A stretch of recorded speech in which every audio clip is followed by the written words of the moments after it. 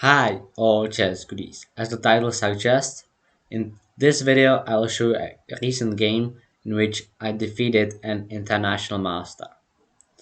This was actually the first time playing against an international master, and it was 1 minute blood game, so let's see how it went. So e4 by my opponent and d6. d4, knight to f6.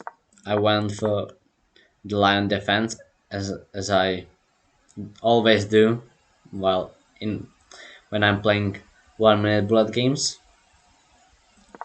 And yeah, so my opponent just developed, we played some moves, and at this point I finished my land defense setup, and my opponent pushed down the a2 pawn all the way to a6, which is fine. I just continued with my plan, and then he grabbed on b7 and then on c6, and then jumped in with the knight as this pawn is no longer carrying these two squares. So he can do that, but I just took it with the bishop. And yeah, we traded. And then rook to c8, just lining up on the c file. But now this pawn is under attack. I attack the queen with my knight, and then he checks. I blocked, he trade, and now he has the opportunity of taking this pawn on a7, but he wanted to defend his pawn on c2, so he just played c4, and now I defended my pawn with a6. So then rook e d1 and king to d7. This was a big mistake because at this point my opponent could have just taken on e5 and for the king and the rook, but he missed it.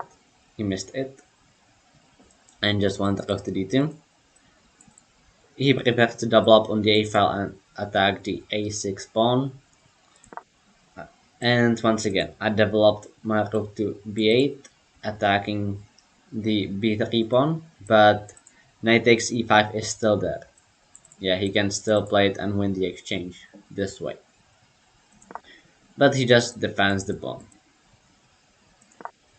And now I went up of the board with the king, so there are no longer any ideas of winning the exchange, even though the rook is no longer on d5.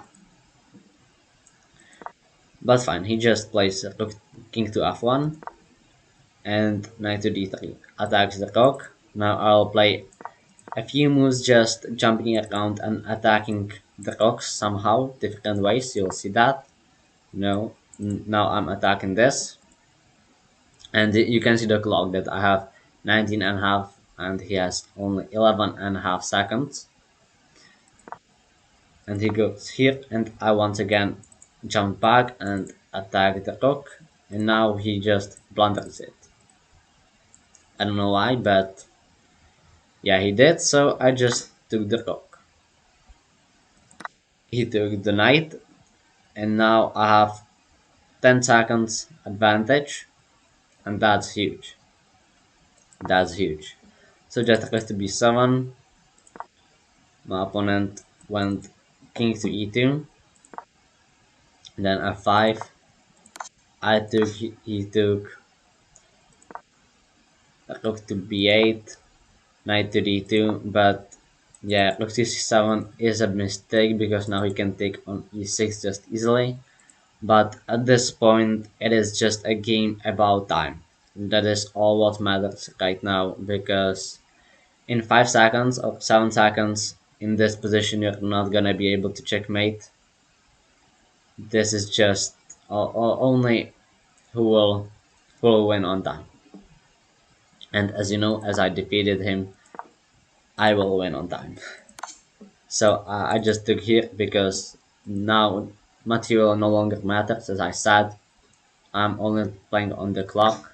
So he took and he spent about a second on that, and I just pre-moved. So that was an advantage, and then just went back, My opponent pushed c5. He even took there, and now I even blundered.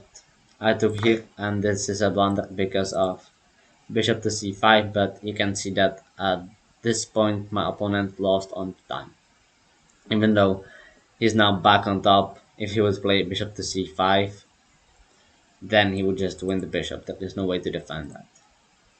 This position, I just should go back to d8, and it would be an equal game. But yeah, so I won on time. But yeah, I was up the exchange at some point here, so if you would have more time, I definitely would not give up the exchange back.